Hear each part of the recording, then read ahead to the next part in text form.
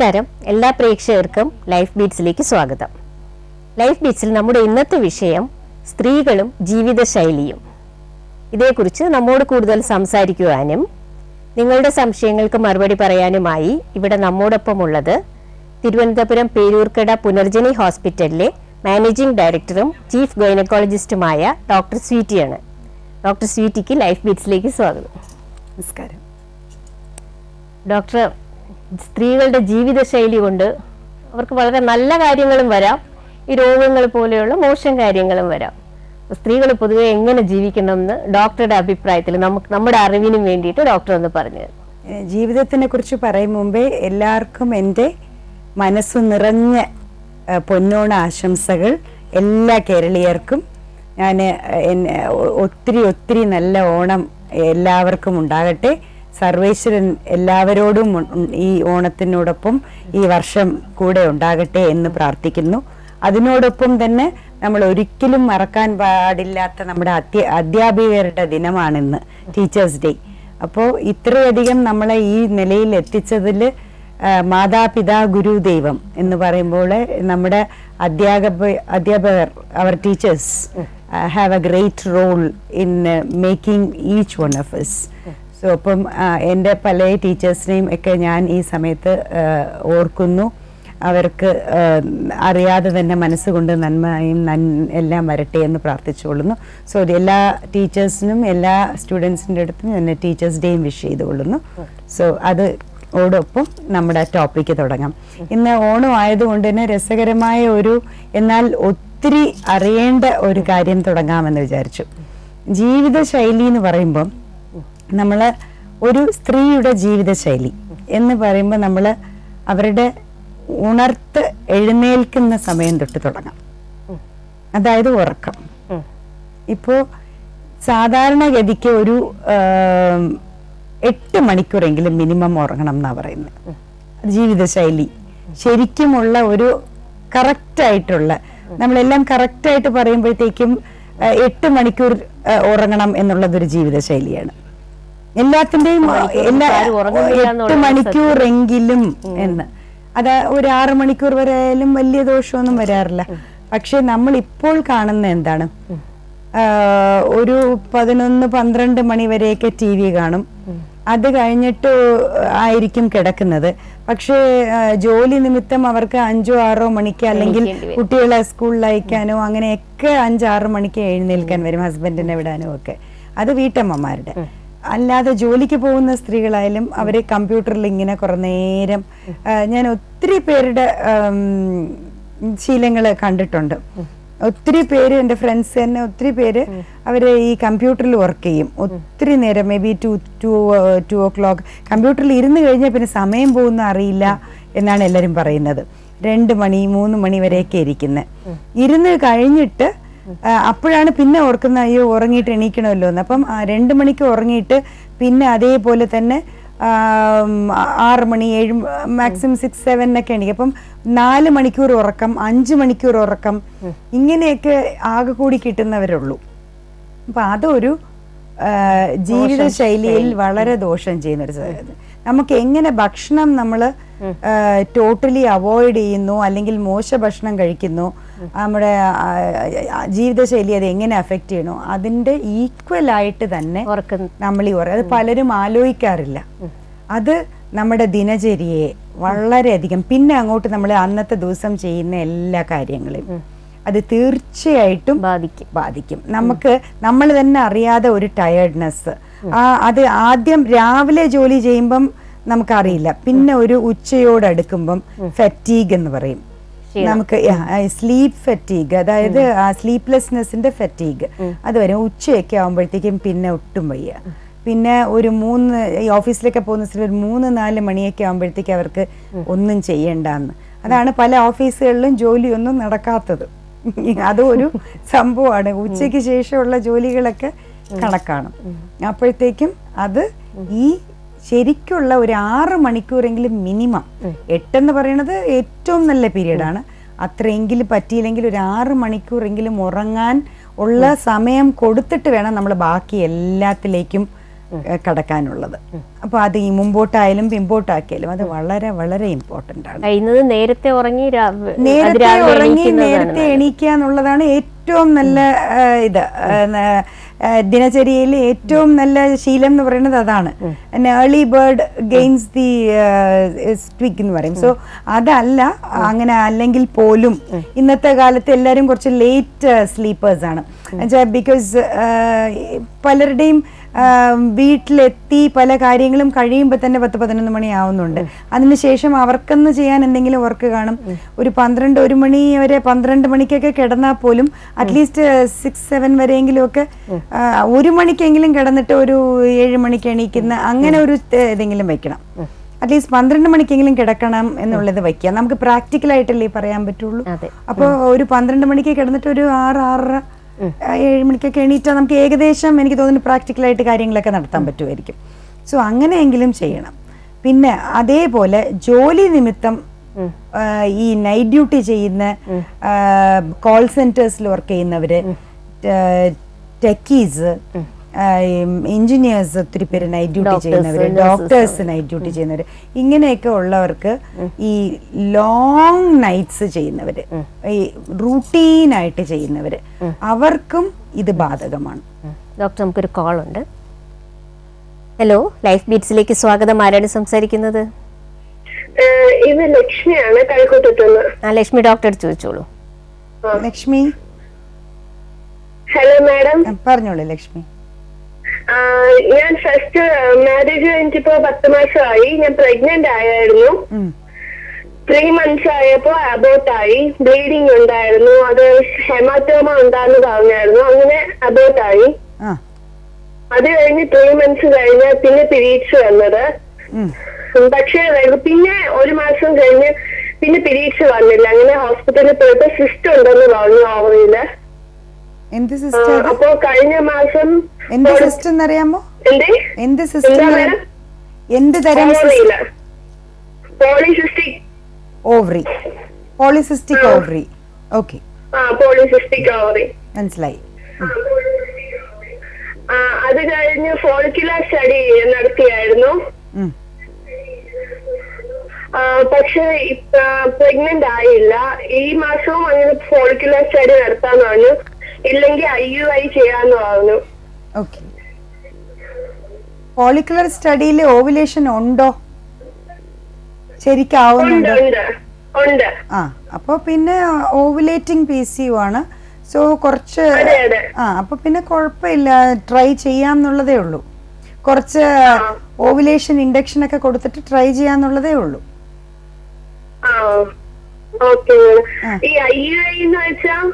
IUI എന്ന് പറയുന്നത് husband semen എടുത്തിട്ട് അതിനെ പ്യൂരിഫൈ ചെയ്തിട്ട് പിന്നെ അതിൻ്റെ മുകളിലത്തെ ലെയറിലുള്ള നല്ല സ്പേം മാത്രം നോക്കിയെടുത്ത് അതിനെ പെല്ലറ്റ്സ് ആക്കി ഒരു കാനുലയ്ക്കകത്ത് വെച്ചിട്ട് യൂട്രസിൻ്റെ അകത്ത് തന്നെ ഓവുലേഷൻ്റെ ആ ദിവസം ഉള്ളിലിടുന്നതിൻ്റെ പേരാണ് ഇൻട്രാ യൂട്രൈൻ ഇൻസെമിനേഷൻ, IUI. ഇല്ല, ഒന്നുമില്ല. അതിന് പ്രത്യേകിച്ച് പ്രോബ്ലംസ് ഒന്നുമില്ല. ഓക്കെ, കുറച്ചും കൂടി സാധ്യത ഫോർ പ്രഗ്നൻസി കൂടും എന്നുള്ളതേ ഉള്ളൂ. ഓക്കെ, പേടിക്കാനൊന്നുമില്ല. ചെയ്തോളൂ. ഗുഡ് റിസൾട്ട്സ് കിട്ടും. Okay Lakshmi, thank you for calling. നമുക്കൊരു കോൾ ഉണ്ട്. ഹലോ, ലൈഫ് ബീറ്റ്സിലേക്ക് സ്വാഗതം. ആരാണ് സംസാരിക്കുന്നത്? Good afternoon. എന്റെ പേര് ശശികല. ശശികല ഡോക്ടറോട് ചോദിച്ചോളൂ. ഹലോ ശശികല, പറഞ്ഞോളൂ. Good afternoon doctor. ഞാൻ ശശികല ഏറ്റുമാനൂരിനാണ് വിളിക്കുന്നത്. അപ്പൊ എനിക്ക് ചോദിക്കാൻ 6 months മുമ്പ് പ്രഗ്നന്റ് ആയി. 6 months ആയി ഡെലിവറി കഴിഞ്ഞിട്ടിപ്പം. പക്ഷെ എനിക്ക് ഇത് 2ാമത്തെ ആയിരുന്നു. അപ്പം ഇപ്പൊ എനിക്ക് നന്നായിട്ട് വൈറ്റ് ഡിസ്ചാർജ് വരുന്നുണ്ട്. അപ്പൊ ഇത് സെക്കൻഡ് ഡെലിവറി കഴിഞ്ഞ ശേഷമാണ് ഇങ്ങനെ ഉണ്ടായിരിക്കുന്നത്. സെക്കൻഡ് ഡെലിവറി അത് എന്തെങ്കിലും പ്രശ്നമായിട്ടാണോ? ഫസ്റ്റിൽ ഇങ്ങനെ ഉണ്ടായിട്ടേ ഇല്ല. എനിക്ക് വൈറ്റ് ഡിസ്ചാർജ് ഇത്ര അധികം പോയിട്ടില്ല. അപ്പൊ ഈ സെക്കൻഡ് ഡെലിവറി കഴിഞ്ഞപ്പോ മുതലാണ് ഇങ്ങനെ വൈറ്റ് ഡിസ്ചാർജ് ഉണ്ടാകുന്നത്. ഇച്ചിങ് ഉണ്ടോ? അപ്പൊ എന്തോ ഇച്ചിങ്, ചൊറിച്ചില്? എന്തോ മാഡം? ഇതിന്റെ ഈ വൈറ്റ് ഡിസ്ചാർജിനൊപ്പം ഇച്ചിങ് ഉണ്ടോ, ചൊറിച്ചിലും കൂടി ഉണ്ടോ? സോ അത് ഡെഫിനറ്റ് ആയിട്ട് ഇൻഫെക്ഷൻ ആണ്. ഓക്കെ, അപ്പം മിക്കവാറും ഇങ്ങനെ നമുക്ക് അബോർഷൻസ് കഴിയുമ്പോഴോ കുഞ്ഞിന്റെ പ്രസവം കഴിയുമ്പോഴോ ഒക്കെ ഇങ്ങനെ വരാൻ സാധ്യതയുണ്ട്. ഒരു ഗൈനക്കോളജിസ്റ്റിനെ കാണിക്കുക, എന്നിട്ട് ഡെഫിനറ്റ് ആയിട്ട് നല്ല ട്രീറ്റ്മെന്റ് ഓക്കെ ഇൻഫെക്ഷന് വേണ്ടി എടുത്തോളുക. ഓക്കെ, ഇൻഫെക്ഷൻ അല്ലാതെ വേറെ പ്രശ്നമൊന്നും ആയിരിക്കില്ല? ഇല്ല, ഇത് കേട്ടെടുത്തോളം ഇൻഫെക്ഷൻ തന്നെയാണ് കേട്ടോ. അതുകൊണ്ട് അതിന് നല്ല കറക്റ്റായിട്ട് 2 വീക്സ് കൂടുമ്പോൾ ഒരു ട്രീറ്റ്മെന്റും പിന്നെ മന്ത്ലി ട്രീറ്റ്മെന്റും എടുത്ത് തീർക്കുമ്പോഴത്തേക്കും അത് പക്കവായിട്ട് മാറിക്കോളും. ഓക്കെ, ശരി. Thank you for calling. Doctor ഉറക്കത്തിനെ കുറിച്ച് പറഞ്ഞു. ഇനി ഉറങ്ങി എണീറ്റിട്ട് ആദ്യമായിട്ട് വെള്ളമാണോ കുടിക്കേണ്ടത്, ഗ്രീൻ ടീ ആണോ, പാലാണോ, അതോ അതിന് മുന്നേ എക്സസൈസ് ചെയ്യണോ, അങ്ങനെയൊക്കെ ഒരുപാട് നമ്മൾ ഇങ്ങനെ ഓർഡറിൽ തന്നെ വരാം. ഉറങ്ങി എണീറ്റതും ഫസ്റ്റ് തിങ് എന്തായാലും ബ്രഷ് ചെയ്യണം. അത് ഈ ബെഡ് കോഫി കുടിക്കുന്നത് ചീത്തശീലമാണ്. ഇനി whatever said and done, നമ്മുടെ വായിക്കകത്ത് ആ രാത്രി മുഴുവൻ ഉണ്ടായിരുന്ന ചെറിയ സുഷിരങ്ങൾ, അതിലൊക്കെ അടങ്ങിയിരിക്കുന്ന ഒളിഞ്ഞിരിക്കുന്ന ബാക്ടീരിയകൾ എന്തായാലും ഉണ്ടാവും. സോ ഫസ്റ്റ് ചെയ്യേണ്ടത് നല്ല രീതിയിൽ ബ്രഷ് ചെയ്യാൻ പഠിക്കണം. അതായത് കറക്റ്റായ രീതിയിൽ നമ്മൾ മോളിൽ നിന്ന് താഴോട്ടാണ് ബ്രഷ് ചെയ്യേണ്ടത്, ഗംസിൽ നിന്ന് താഴോട്ട് വരണം. ഓക്കെ, അങ്ങനെ ഈ ബ്രഷ് ചെയ്യണം എന്ന് പറഞ്ഞത് ഇങ്ങനെ ചിലർക്ക് ഇങ്ങനെ ധൃതിയിൽ ഒരു ബ്രഷ് ചെയ്തിട്ട് ബ്രഷ് എടുത്ത് കളഞ്ഞിട്ട് ഓടുന്നത് അങ്ങനെയല്ല.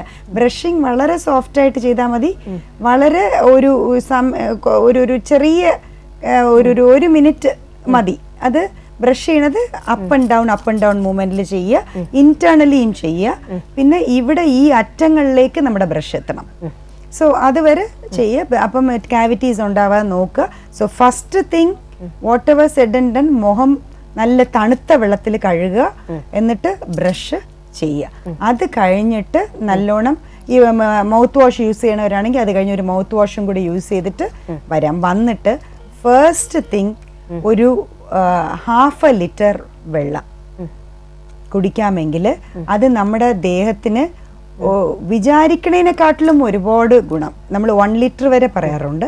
1 ലിറ്റർ അത് വാട്ടർ തെറാപ്പി എന്ന് പറയും, ഹൈഡ്രോ തെറാപ്പി. സോ ഒരു 1 ലിറ്റർ വെള്ളം കുടിക്കാം എന്നുണ്ടെങ്കിൽ ഉടനെ അല്ല, കുറച്ച് വിട്ട് കുറച്ച് നേരം കുടിച്ചിട്ട് കുറച്ച് കഴിഞ്ഞിട്ട് ഒരു 1/2 ലിറ്ററും കൂടെ അങ്ങനെ കുടിക്കാൻ പറ്റും.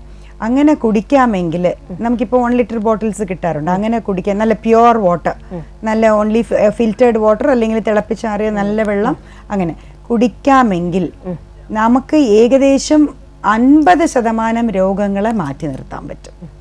എന്നുവെച്ചാൽ നമ്മൾ മാലിന്യങ്ങളെ ശരിക്കും പറഞ്ഞാൽ കഴുകിക്കളയും പോലെ, നമ്മളെങ്ങനെ വീട് കഴുകി വൃത്തിയാക്കുന്ന അതുപോലെ നമ്മുടെ ദേഹത്തുള്ള മാലിന്യങ്ങളെ, ഓരോ അവയവങ്ങളും അതിൻ്റെതായ മാലിന്യങ്ങള് രാത്രിയിൽ സെക്രീറ്റ് ചെയ്ത് വച്ച് കാണും. അപ്പൊ ഇതെല്ലാം നമ്മൾ വെള്ളം കുടിക്കുമ്പോഴത്തേക്ക് ഇതെല്ലാം കളക്ട് ചെയ്ത് കിഡ്നി വഴി യൂറിനായിട്ട് അങ്ങ് പോവുക ചെയ്യുന്നത്. സോ അതിന് നമ്മൾ ഈ വാട്ടർ തെറാപ്പി യൂസ് ചെയ്യാൻ പറ്റും.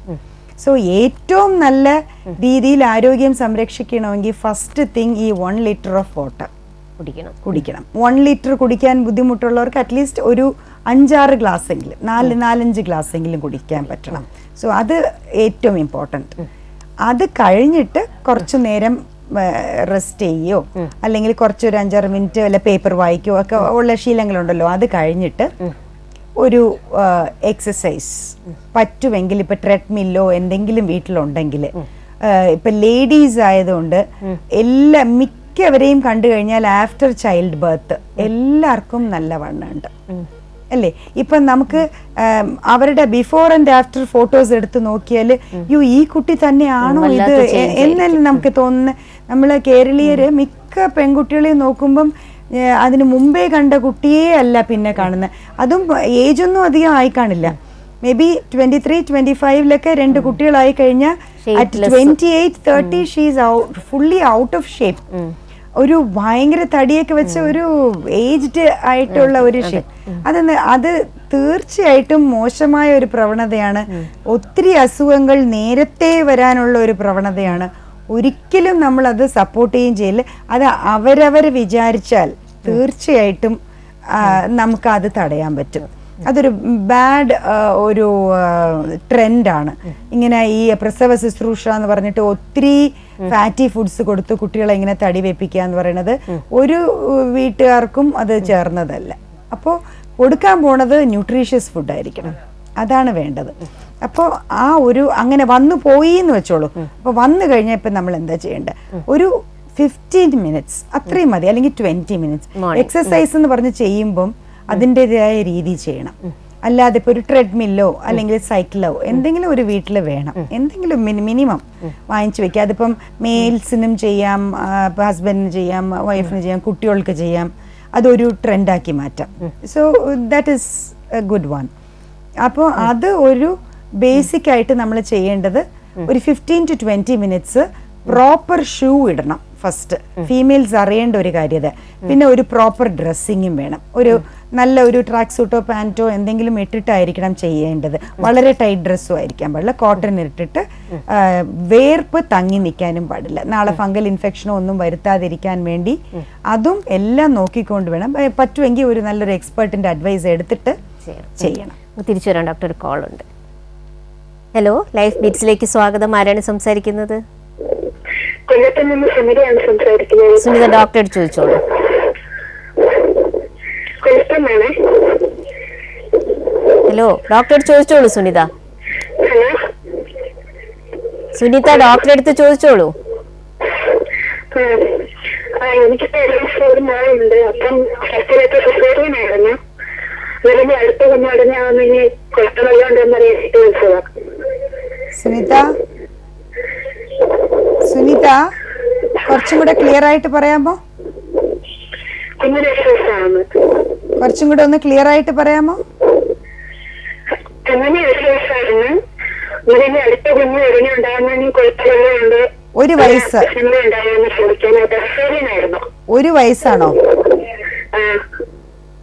3 വർഷത്തെ സ്പേസിങ് വേണം. ഈ കുട്ടിക്ക് 3 വയസ്സാവുമ്പോ മതി അടുത്ത കുട്ടി. അതുവരെ കോപ്പർ ടീയോ എന്തെങ്കിലും ഇടുന്നതാണ് നല്ലത് കേട്ടോ. ഒരിക്കലും സിസേറിയനും കൂടി ആവുമ്പം ഒരിക്കലും അടുത്തടുത്ത് ആവരുത്. 1 വയസ്സോ? 28 വയസ്സുണ്ട്. 28 വയസ്സ് കുഴപ്പമില്ല. ആദ്യത്തെ കുട്ടി ജനിച്ചു കഴിഞ്ഞല്ലോ. 28 വയസ്സ് കുഴപ്പമില്ല. ഫസ്റ്റ് കുട്ടി ജനിച്ചല്ലോ. സെക്കൻഡ് കുട്ടിയുടേത് ഇമ്മീഡിയറ്റ് ആയിട്ട് ആകരുത്. 1 വയസ്സല്ലേ ആയുള്ളൂ മൂത്ത കുട്ടിക്ക്. സോ അപ്പൊ നിങ്ങളുടെ ആരോഗ്യവും ഒക്കെ നന്നായതിന് ശേഷം മാത്രമേ അടുത്ത കുട്ടി ജനിക്കാവൂ. ഓക്കെ, അപ്പോഴേ ആ കുട്ടിക്ക് ആരോഗ്യം കാണുള്ളൂ. അപ്പം 3 വർഷത്തെ സ്പേസിംഗ് ആണ് നമ്മൾ പറയുന്നത്. ഈ കുട്ടി 3 വയസ്സാവട്ടെ, അപ്പോഴത്തേക്ക് അടുത്തത് ട്രൈ ചെയ്യാൻ തുടങ്ങാം. ഓക്കെ, അതാണ് ഏറ്റവും കറക്റ്റായ രീതി. Okay, thank you for call. Doctor, ത്രെഡ്മില്ലിന്റെ കാര്യം രാവിലെ നടക്കാൻ പോകുന്നതല്ലേ ഏറ്റവും നല്ല എക്സർസൈസ്? പക്ഷേ നടക്കാൻ പോകുന്നത് ഞാൻ മിക്കവരോടും പറയാറില്ല. കാരണം ഒരു വർഷത്തിൽ 6 തൊട്ട് 8 മാസം വരെ മഴ പെയ്യുന്ന കേരളത്തിൽ എങ്ങനെയാ നടക്കാൻ പോവുക? അത് പിന്നെ പട്ടി ശല്യം.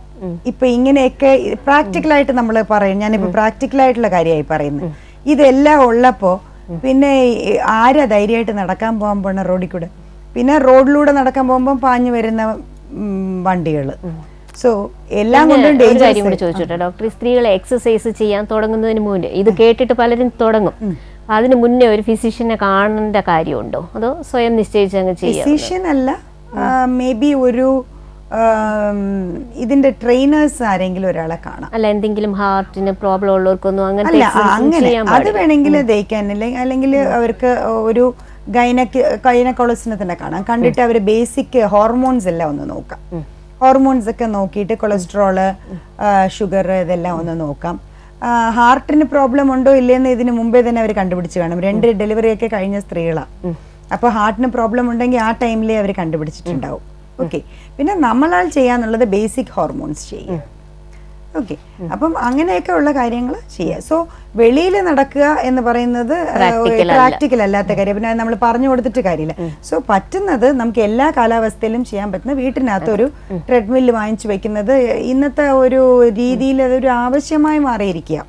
ഇപ്പം നമ്മൾ ഒരു ഫാഷന് വേണ്ടിയല്ല, ഇറ്റ്സ് എ നെസസിറ്റി.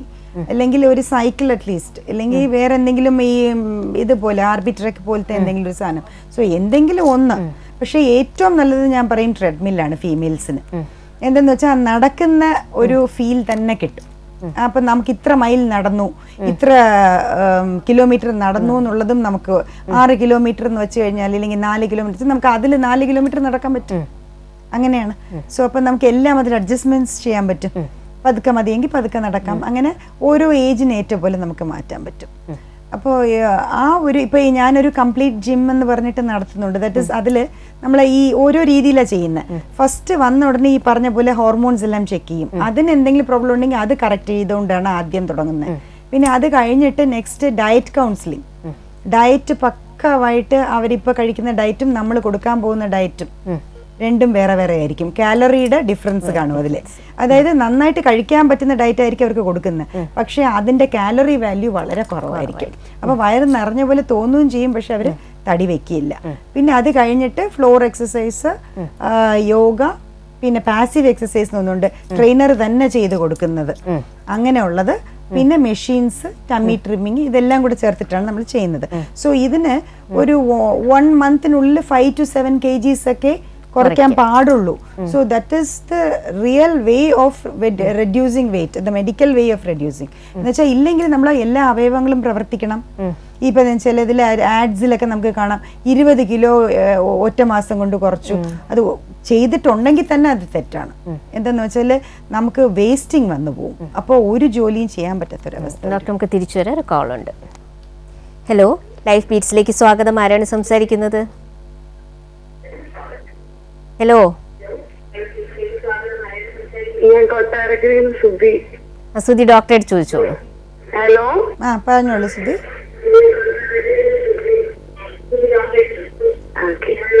സുധി, ടിവിയുടെ വോളിയം കംപ്ലീറ്റ് കുറച്ചു വെക്കണേ.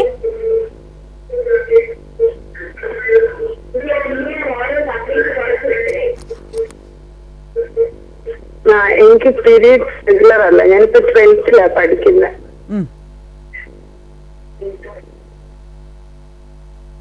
മനസ്സിലായി. എന്ത് പ്രശ്നം എന്ന് കണ്ടുപിടിച്ചിരുന്നോ? എനിക്ക് ഹോർമോൺ വേരിയേഷൻ ഉണ്ടെന്ന് ആദ്യമേ ഡോക്ടർ പറഞ്ഞായിരുന്നു. പോളിസിസ്റ്റിക് ഓവറി ഏറ്റവും ഉണ്ടോ? അതൊക്കെ ഉണ്ട്, അതിനൊന്നും കുഴപ്പമില്ല. എനിക്ക് വെയിറ്റ് 84 ഉണ്ട്. അതന്നെ സ്കാൻ ചെയ്തപ്പോ പോളിസിസ്റ്റിക് ഓവറി ഉണ്ടെന്ന് കണ്ടുപിടിച്ചിരുന്നോ? ഉണ്ട് അല്ലേ? ഉണ്ട്. അപ്പം ആദ്യം വേണ്ടത് വെയിറ്റ് റെഡ്യൂസ് ചെയ്യണം.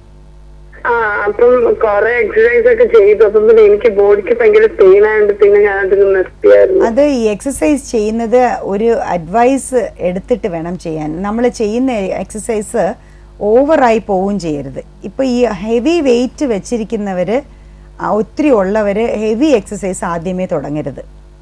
മൈൽഡ് എക്സസൈസിൽ തുടങ്ങി കുറച്ച് സമയം ചെയ്ത് തുടങ്ങിയിട്ട് വേണം പിന്നെ ടൈമിങ് കൂട്ടി വരാൻ. ഓക്കെ, അത് അവിടെ ആയിരിക്കും തെറ്റ് പറ്റിയത്. ആദ്യമേ ആവേശത്തിൽ വെയിറ്റ് കുറയ്ക്കാൻ ഒരുപാട് അങ്ങ് കയറി ചെയ്ത് കാണും അല്ലേ? അത് നടക്കത്തില്ല. എന്ന് വെച്ചാൽ നമ്മളെ ബോഡി അക്സെപ്റ്റ് ചെയ്യില്ല. അപ്പോ ഒരു 15 മിനിറ്റ് ഡെയിലി ചെയ്ത് തുടങ്ങ് ഫസ്റ്റ്.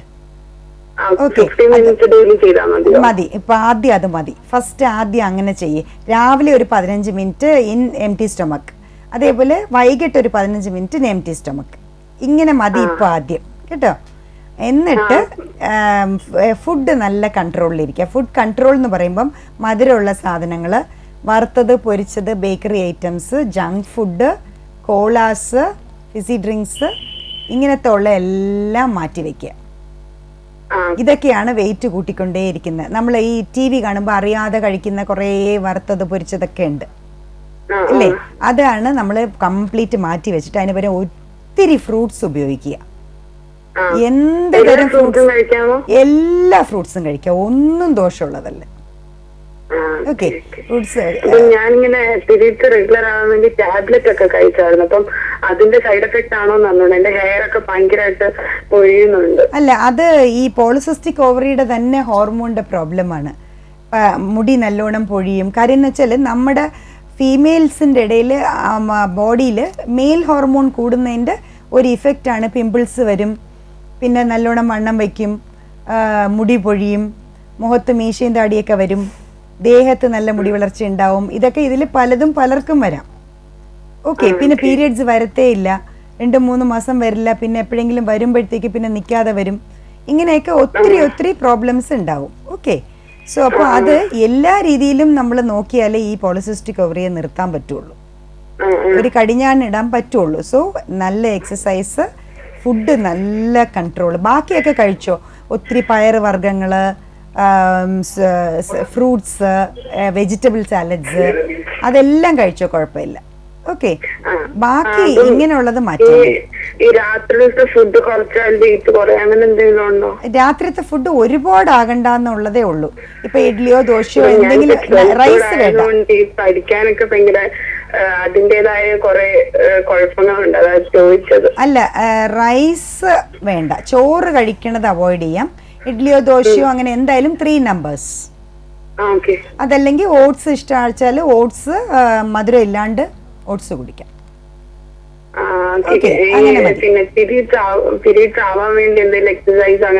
ഇത് തനിയെ വെയിറ്റ് കുറയുമ്പം പീരിയഡ്സ് ഒക്കെ നോർമൽ ആയിക്കോളും. പിന്നെ ഒരു ഡോക്ടറുടെ വളരെ എക്സ്പേർട്ട് ആയിട്ടുള്ള ഒരു ഗൈഡൻസും വേണം, ഒരു ഗൈനക്കോളജിസ്റ്റിന്റെ. Okay. Okay Sudhi, thank you for calling. Life ബീറ്റ്സിലേക്ക് വീണ്ടും സ്വാഗതം. ഡോക്ടർ, എക്സസൈസിന്റെ കാര്യം കഴിഞ്ഞു, ഇനി പ്രധാനപ്പെട്ട വിഷയത്തിലേക്ക് വരാം, ഭക്ഷണക്രമം. അതാണല്ലോ എപ്പോഴും പ്രശ്നം. എക്സസൈസിന്റെ കാര്യം പറയുമ്പോഴും എക്സസൈസ് ഓവറായി പോരുത്.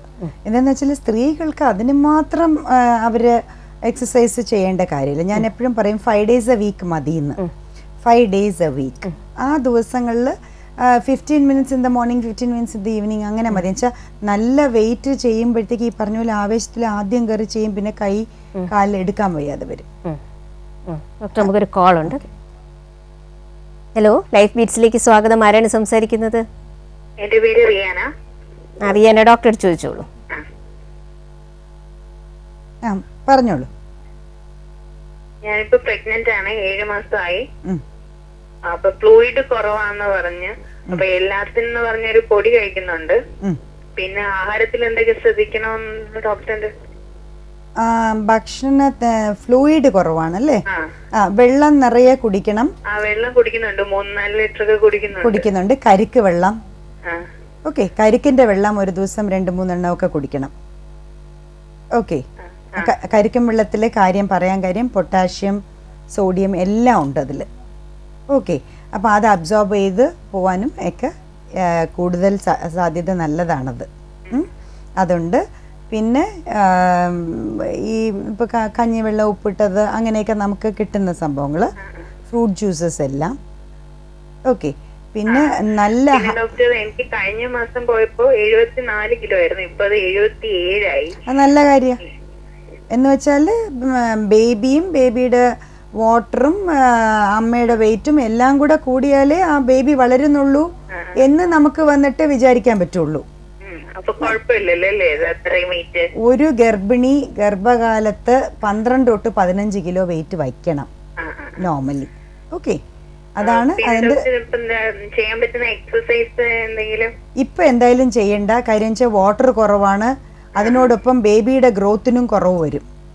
സോ ഇപ്പൊ ചെയ്യേണ്ടത് നല്ല റെസ്റ്റ് എടുക്കുക, ഭക്ഷണം നന്നായിട്ട് കഴിക്കുക. ഭക്ഷണം നന്നായിട്ട് കഴിക്കുന്നത് പ്രോട്ടീൻ ഭക്ഷണം നന്നായിട്ട് കഴിക്കുക. ഓക്കെ. ഈ പ്രോട്ടീൻ ഭക്ഷണം എന്ന് പറയുമ്പം എഗ് വൈറ്റ്, പിന്നെ ചിക്കനൊക്കെ ഇഷ്ടം.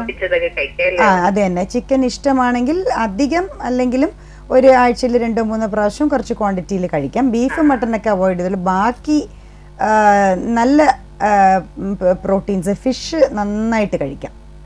ഫിഷ് ഇഷ്ടം ഉള്ള ആളാണെങ്കിൽ എഗ് വൈറ്റ് ഡെയിലി 2 എണ്ണമെങ്കിലും കഴിക്കാൻ ശ്രമിക്കുക. പിന്നെ പ്രോട്ടീൻ പൗഡേഴ്സ് വല്ലതും ഡോക്ടർ തന്നിട്ടുണ്ടെങ്കിൽ ഹൈ ക്വാളിറ്റി പ്രോട്ടീൻ പൗഡേഴ്സ് കഴിക്കാൻ നോക്കുക. സോയ പ്രോട്ടീനൊക്കെ ഉള്ള അത് വളരെ നല്ലതാണ്. പിന്നെ പയർ വർഗ്ഗങ്ങൾ വേവിച്ചത്, മുളപ്പിച്ചത് ഒക്കെ വേവിച്ചിട്ട് അതും. ഓക്കെ. സോ അപ്പം ഈ ഒരു ഇതെല്ലാം കൂടി ആവുമ്പോഴത്തേക്കും വാട്ടറിന്റെ ആ ഒരു ലെവൽ വന്നോളൂ. Okay. Okay. Thanks for the call. Doctor എക്സസൈസിന് ഒരു ലിമിറ്റ് വേണമെന്ന് പറഞ്ഞാൽ കൂട്ടത്തിൽ ചോദിച്ചോട്ടെ. ചിലർക്കൊക്കെ ഒരു ഡൗട്ട് ഉണ്ട്, സ്ത്രീകൾ അധികം എക്സസൈസ് ചെയ്ത് ആണുങ്ങളെ പോലെ മസിൽ വയ്ക്കും. അങ്ങനെ ഒരു ഡൗട്ട് ഉണ്ട്. എക്സസൈസ് എന്ന് പറഞ്ഞാൽ ഒരു ലിമിറ്റ് വേണം. നമ്മളിപ്പം ചില ഈ ഇതിലൊക്കെ മറ്റേ ടെലി ഷോപ്പിങ്ങിലൊക്കെ കാണുമ്പോലെ ഭീകരമായിട്ട് എക്സസൈസ് ചെയ്ത് സ്ത്രീകളെ കണ്ടിട്ടുണ്ടോ? എല്ലാം മസിൽസ് ഒക്കെ ഡെവലപ്പ് ചെയ്ത് 6 pack ഒക്കെ ഡെവലപ്പ് ചെയ്ത് നിൽക്കുന്നത്. അപ്പൊ അത് കണ്ട അവർക്ക് കുഴപ്പമില്ല. നമ്മുടെ ആണുങ്ങൾ ഓടിക്കളയും. ഇങ്ങനെയുള്ള പെമ്പിള്ളേരെ ആരെങ്കിലും കല്യാണം കഴിക്കുമോ? ഭയങ്കരമായ മസിൽസും ഒക്കെ ആയിട്ട് മേലിനെ പോലെയൊക്കെ ഇരിക്കുന്ന അത്ര വലിയ എക്സസൈസ് ഒന്നും നമുക്ക് വേണ്ട. നമുക്ക് ഈ പൊണ്ണത്തടി, ആ വൃത്തികെട്ട തടി ഒന്നും മാറണം. വൃത്തികെട്ട തടി എന്ന് പറഞ്ഞാൽ ആക്ച്വലി നമ്മുടെ പെൺകുട്ടികൾക്കുള്ളത് വയറില് ഫാറ്റ് കൂടുതൽ. അതാണ് ആകെ ഉള്ള ഒരു വൃത്തികേട്. വയറ് ചാടുന്നതാണ്. അത് വേറെ ഒന്നുമല്ല. ഈ പ്രസവ സമയത്ത് എന്ത് പറ്റുന്ന വെച്ചാൽ ഈ വയറ് വലുതാവുകയാണ്. അപ്പം അവിടെ ഒരു ലൂസായിട്ട് കിടക്കുന്ന സ്കിന്നുണ്ട്, അവിടെ ഒരു ഏരിയ. അവിടെ ഈ നല്ലോണം ഇവർ ആ സമയത്ത് ഫാറ്റ് ഫുഡ് വീട്ടുകാർ കൊടുക്കുകയും ചെയ്യും. സൂപ്പും അങ്ങനെ ഒത്തിരി നെയ്യ് കലക്കിയിട്ടുള്ള. അപ്പൊ അത് പറ്റിപ്പോകുന്ന എന്താന്ന് വെച്ചാൽ ആ ഫാറ്റ് അനാവശ്യമാണ്. അത്രയൊന്നും ബോഡിക്ക് ഡൈജസ്റ്റ് ചെയ്യാൻ പറ്റില്ല. അപ്പം ആ ഫാറ്റ് മുഴുവനും പോയി ഈ വയറിന്റെ ഇടയിൽ പോയി കയറും. അത് ഇല്ലാണ്ടാക്കാൻ വലിയ പ്രയാസമാണ്. പിന്നെ അതിന് ഈ അബ്ഡോമിനൽ എക്സസൈസസ് ചെയ്ത് ഒരു രീതിയിൽ അതിനെ കളയാൻ നന്നേ പ്രയാസമാണ്. അബ്ഡോമിനൽ ഇപ്പൊ എൻ്റെ ജിമ്മില് അബ്ഡോമിനൽ എക്സസൈസസും മാത്രം ചെയ്യാനായിട്ട് പെൺകുട്ടികൾ വരുന്നുണ്ട്. കാര്യം എന്താ വെച്ചാൽ അവരുടെ കൈയും കാലൊക്കെ നോക്കുമ്പോൾ നോർമൽ എന്ന് വെച്ചാൽ അതിലായിട്ട് അത്ര ഇല്ല. ബാക്കി എല്ലാ ഫാറ്റും ഈ വയറില്ല. സോ നമ്മുടെ പെൺകുട്ടികൾ ആകെ ശ്രദ്ധിക്കേണ്ടത് ഈ ഫസ്റ്റ് ഈ പ്രസവം കഴിഞ്ഞ ഉടനെ ഒരു ഇപ്പൊ നമ്മുടെ പോലത്തെ ജിം സെന്ററിൽ നമ്മൾ പോസ്റ്റ്നേറ്റൽ എക്സസൈസസ് ചെയ്യുന്നുണ്ട്. അപ്പോഴേ അങ്ങ് ആ മസിലിനെ വന്നിട്ട് ടോൺ ചെയ്ത് ട്രിം ചെയ്യുക. അത്രയൊക്കെ മതി. അത് ചെയ്തില്ലെങ്കിൽ മറ്റേ ബൈസെപ്സും ഇതൊക്കെ ഇങ്ങനെ നല്ല വലുതായി ഭയങ്കര വൃത്തിയേടായിരിക്കും. അപ്പൊ അത്രയൊന്നും വേണ്ട. അതാ ഞാൻ പറഞ്ഞ മിനിമൽ എക്സസൈസ് ഫോർ വിമൻ. ഇപ്പൊ നമ്മൾ ഒരു ദിവസം 1800 കാലറിയൊക്കെ ആയിരിക്കും കഴിക്കുന്നത്. അപ്പൊ അതിൽ നമുക്കൊരു 200 കാലറിയൊക്കെ ലൂസ് ചെയ്താൽ മതി. അത് മതി. ബാക്കിയൊക്കെ നമ്മൾ അത്രത്തോളം ഒന്നും നമ്മൾ വലിയ കഴിപ്പൊന്നും നമ്മുടെ ആളുകളുടെ അത് കുറച്ചൊക്കെ അല്ല. പിന്നെ ബിഞ്ച് ഈറ്റിംഗ് കുറയ്ക്കുക. അതായത് ഈ ഒരു പാക്കറ്റ് മുഴുവനും ചിപ്സ് കഴിച്ചു തീർക്കുക, അങ്ങനെയൊക്കെ ഉള്ളതൊക്കെ കഴിക്കുക. കോളുണ്ട് ഡോക്ടർ നമുക്ക്. ഹലോ, ലൈഫ് ബീറ്റ്സിലേക്ക് സ്വാഗതം. ആരാണ് സംസാരിക്കുന്നത്? ഓക്കെ, ഡോക്ടർ ചോദിച്ചോളൂ. ഡോക്ടർ, എനിക്ക് പീരിയഡ് ടൈമിൽ ഭയങ്കര വയറുവേദനയാണ്. അപ്പൊ അത് ഗർഭം ധരിക്കാതിരിക്കാൻ വല്ല പ്രോബ്ലംസ് ഉണ്ടോ എന്ന് അറിയാൻ വേണ്ടിട്ടാ. അത് ഗൈനക്കോളജിസ്റ്റ് ആരെങ്കിലും കാണിച്ചൊന്ന് സ്കാൻ ചെയ്ത് നോക്കിയോ? പിന്നെ ചെയ്തിട്ടുണ്ട്. എന്ത് പറഞ്ഞു? അപ്പൊ പ്രോബ്ലംസ് ഒന്നും ഇല്ലാന്നാ പറഞ്ഞത്. പക്ഷെ എനിക്ക് 2 മണിക്കൂർ ഭയങ്കര വയറുവേദനയാണ്. അല്ല, അപ്പൊ നിങ്ങൾ ഒരാളെയും കൂടെ കാണിക്കണം. എന്ന് വെച്ചാല് ചിലപ്പോഴത് എൻഡോമെട്രിയോസിസ് എന്ന് പറയുന്ന ഒരു രോഗമായിരിക്കാം. അങ്ങനെയാണെങ്കിൽ അതിന് ട്രീറ്റ് ചെയ്യണം, കാര്യമായിട്ട് ട്രീറ്റ് ചെയ്യണം. ഒരാൾ മിസ് ചെയ്ത് പോയാലും നമ്മളൊരു സെക്കൻഡ് ഒപ്പീനിയൻ എടുക്കുന്നത് എപ്പോഴും നല്ലതാണ്. കാര്യം വെച്ചാൽ നമുക്ക് ഭാവിയിൽ ദോഷം വരുന്ന ഒരു കാര്യം അത്. അപ്പൊ ഇതും തമ്മില് ഉണ്ട്. അതാ ഞാൻ പറഞ്ഞു, ഈ വയറുവേദന എൻഡോമെട്രിയോസിസ് എന്നുള്ള ഒരു രോഗത്തിന്റെ തുടക്കമായിരിക്കാം.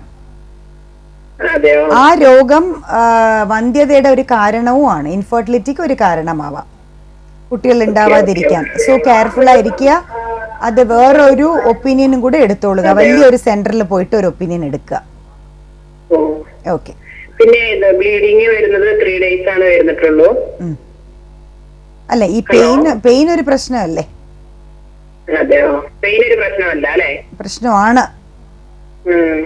പ്രശ്നമാണ്. അത് കറക്റ്റായിട്ട് വർക്കപ്പ് ചെയ്യുക. കൃത്യമായിട്ട് കണ്ടുപിടിക്കാൻ പറ്റും ആ പെയിന്റെ റീസൺ എന്താണെന്നുള്ളത്. എന്നിട്ട് അതിനെ ട്രീറ്റ് ചെയ്യുക. ഓക്കെ, നിസ്സാരമായിട്ട് കളയണ്ട. 15 വർഷമായി മാഡം വിവാഹം കഴിഞ്ഞിട്ടേ. അതാ ഞാൻ പറഞ്ഞത്, എന്താണ് കാരണം എന്നൊന്ന് കണ്ടുപിടിക്കട്ടെ. ഓക്കെ. അപ്പൊ ഒരു നല്ല ഇൻഫെർട്ടിലിറ്റി സെന്ററിൽ തന്നെ ചെന്നോളൂ. Okay, thanks for the call. Doctor, ഇപ്പൊ എക്സസൈസ് കഴിഞ്ഞ് ഇനി കഴിക്കേണ്ടതും കഴിക്കേണ്ടാത്തതുമായ ഭക്ഷണം, ഒരു ജീവിത ശൈലിയുടെ കാര്യം വരണം. ഭക്ഷണം. അപ്പോ ഇന്നത്തെ സ്ത്രീകളുടെ ഭക്ഷണം എന്ന് പറയുന്നത് പറയാൻ വാക്കുകളില്ല. അതുപോലത്തെയാണ് ഇന്നത്തെ ഇറാറ്റിക് ആയിട്ടുള്ള ഭക്ഷണ രീതി. സംഭവം എന്ന് വെച്ചാൽ പണ്ടത്തെ ഒരു ഭക്ഷണ രീതി ഉണ്ടായിരുന്നു. നമ്മൾ രാവിലെ വീട്ടിലുണ്ടാക്കുന്ന ദോശ, ഇഡ്ഡലി അങ്ങനെയൊക്കെ ഉള്ള ഒരു സ്ഥിരം, നമുക്ക് പുട്ട് അങ്ങനെയൊക്കെ ഉള്ള ഒരിതുണ്ട്.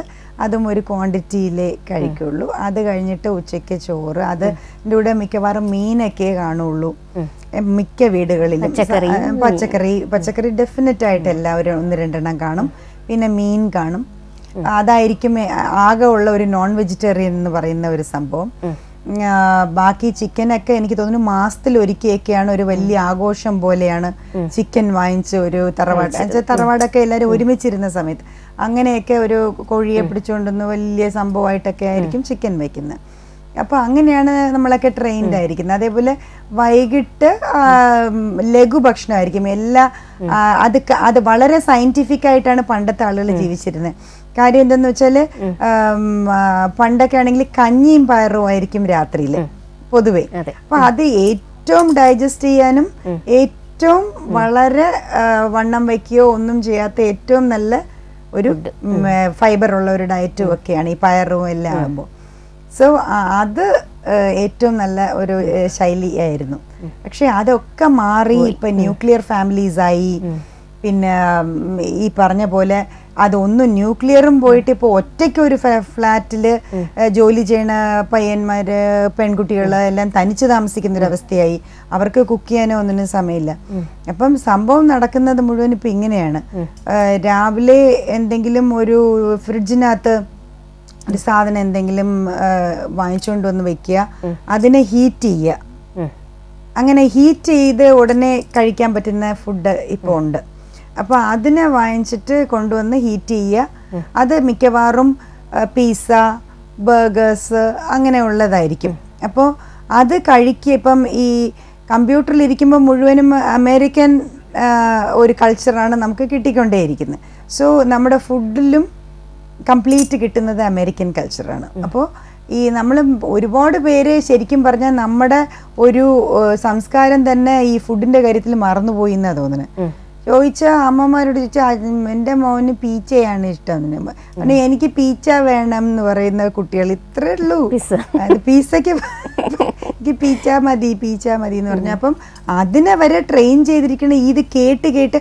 അത് മാത്രമല്ല TVസിൽ നോക്കുമ്പം ഈ പിസ്സ എന്ന് പറയുന്ന സംഭവത്തിന് ദെയർ ഹൈപ്പിംഗ് ലൈക്ക് എനിത്തിങ്. ഈ ഓരോരോ ഔട്ട്ലെറ്റില് ഇപ്പം അമേരിക്കൻ ഔട്ട്ലെറ്റ്സ് എല്ലാം നമ്മുടെ ഇതിൽ വന്നിട്ട് ഭയങ്കര ഒരു ഫാഷൻ ഹൈപ്പാണത്. എങ്ങനെ ജീൻസിനെ അകത്ത് കൊണ്ടുവന്നോ അതുപോലത്തെ ഒരു ഹൈപ്പാണത്. ഇന്ന ഇതിൽ പോയിട്ട് ഞാൻ ബ്രാൻഡ് നെയിം പറയുന്നില്ല, അത് പറഞ്ഞ ആ ഔട്ട്ലെറ്റിൽ നിന്ന് പിസ്സ വാങ്ങിച്ചാൽ ഇറ്റ്സ് സംതിങ് വെരി ഫാഷനബിൾ. അത് ആണ് വേണ്ടത്. അപ്പൊ അങ്ങനെ ഓരോരുത്തരും തുടങ്ങി. ഓരോ വലിയ നഗരങ്ങളാവും തോറും അവിടെ എല്ലാം ഇതാണ് വരുന്നത്. സോ ഇപ്പോഴത്തെ ഒരു കൾച്ചർ അനുസരിച്ചിട്ട് ഈ കോളേജിൽ പോണ പെൺകുട്ടികളിലും ആൺകുട്ടികളിലും അവരൊന്നും കൊണ്ടുപോകില്ല. ഹോം ഫുഡ് എന്ന് പറയുന്നത് വളരെ കുറവാണ്. അവര് മെയിനായിട്ട് പിന്നെ ഈ ഫ്രൈഡ് ചിക്കൻസ് പല പല ഔട്ട്ലെറ്റ്സ് ബക്കറ്റ്സിൽ കിട്ടുന്ന ഫ്രൈഡ് ചിക്കൻസ് ഇത്. സോ അപ്പൊ നമ്മൾ അതില് ഇങ്ങനെ ഈ ഒത്തിരി ഈ ഫുഡ് കൾച്ചർ മാറിയിരിക്കുക. ഇതിനെ ഒന്ന് ചെറിയ രീതിയിലെങ്കിലും മാറ്റാൻ പറ്റണം അറ്റ്ലീസ്റ്റ്. സോ അതിൽ നമുക്ക് ചെയ്യാൻ പറ്റുന്നത് കുട്ടികളെ ചെറുപ്പം തൊട്ടേ പഠിപ്പിക്കുമ്പോൾ കുറച്ചൊന്ന് ഹോം ഫുഡ് പഠിപ്പിക്കുക. ഹോം ഫുഡും പഠിപ്പിച്ച് അതിൻ്റെ ഒരു നന്മയും പഠിപ്പിച്ചു കൊടുത്താൽ, നമ്മളിപ്പോൾ എല്ലാം പഴയതിലോട്ട് വന്നുകൊണ്ടിരിക്കുകയല്ലേ, അപ്പോൾ ഹോം ഫുഡിൻ്റെ നന്മയും വെജിറ്റബിൾ സാലഡ്സും കുറച്ച് നമുക്ക് വെജിറ്റബിൾസും ഒക്കെ ഒന്ന് പഠിപ്പിക്കുക. പിന്നെ അതേപോലെ നമ്മൾ ഫ്രഷ് ഫ്രൂട്ട് ജ്യൂസസ്, ഫ്രൂട്ട്സ് ഒന്ന് കൂടുതൽ കഴിപ്പിക്കുക. ഇങ്ങനെയൊക്കെ നമ്മൾ കുറച്ചെങ്കിലും കുട്ടികളെ പഠിപ്പിക്കുക. അതല്ലേ വലുതായി ഒരു പെൺകുട്ടിയായി മാറുന്നത്.